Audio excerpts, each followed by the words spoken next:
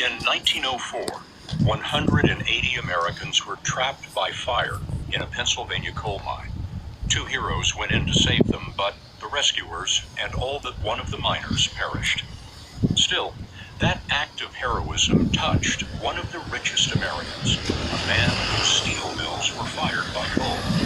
Andrew Carnegie donated more than $100 million in today's money to recognize heroes in the U.S. and Canada. As we first reported last fall, the deal has changed in 118 years. Thousands have been awarded the Carnegie Hero Medal, and advances in neuroscience are revealing why some of us may be heroic. We'll get to the science, but first, meet some of the Carnegie heroes, including Terry Ann Thomas. I remember thinking, just almost instantly, I am not going to let somebody die. Terry Ann Thomas was a civilian overseeing confiscated property at the headquarters of the Topeka Police Department. In 2015, an agitated man came into the basement property room to demand his bicycle. Thomas turned to find it. As soon as I turned around and started to walk off, I heard a scream. The scream came from Officer Tammy Walter. For reasons we don't know, she'd been attacked by the man in the property room waiting area. Thomas hit a panic alarm and charged out of her locked room. And so as I ran out there, I saw there was blood on the wall, and she was down. And she was not moving. And I went over there and I pulled him off of her. He looked at me and he punched me in the face. He turned around and he started back on her. He's kicking her while she's on the ground and constantly punching her. So I went and grabbed him again and I pulled him off. Help was slow in coming. It seems no one had triggered the panic alarm before, so the cops upstairs weren't sure what it meant. He grabbed something off her gun belt. And I thought, okay, he has her gun. This whole thing has just changed. He hit the elevator button, and he looked at me, and he said, "You're coming with me." Later, it turned out it was the officer's radio the man had, not her gun. But Thomas didn't know that in the fight. What happened then?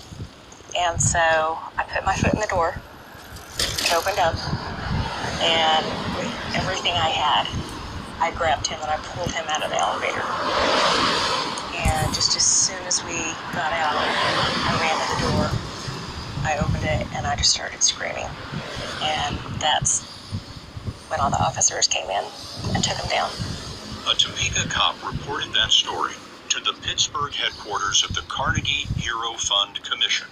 Eric Zarin is president of the commission. He's a former Secret Service agent. Well, we look at up to 1,000 cases a year, and we award about just a little over 10% of that. So in recent years, that equates to about 80 cases a year. How do you define hero? We define it as, at least in terms of our medal awarding requirement, is a man or a woman that willingly and knowingly risked their life to an extraordinary degree to save or attempt to save the life of another human being. What are some of the things that your investigators go through when they're investigating a case? We write to or contact police departments, fire departments, the victim in the case, who was the rescue party, and other eyewitnesses to the act. And we start to build an understanding of each case. And this is the medal. The Carnegie Medal, molded in bronze, comes with $5,500 and other financial support. We also pay for funeral costs for the hero who was killed in the act. We pay medical costs for any injury that they incur, to include psychological after effects, PTSD. We don't present a medal and walk away. We stay there. We stay there for the hero's lifetime and sometimes far beyond. I mean, we were recently looking at a case that a gentleman was killed in his heroic act, and we supported his wife and then one of his daughters for a total of 72 years until his daughter died. On the beach on that day, I just reacted. Pete Ponser fit the Carnegie definition of hero. He was on a North Carolina beach in 2015 when someone pointed to a boy swept away by a rip current. Ponser and another man swam about 150 yards.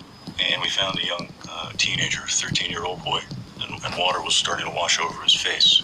This is the boy after they swam him back to shore.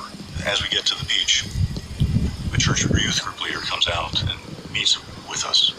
He says, "Thank you. There's another one." A second boy was drowning.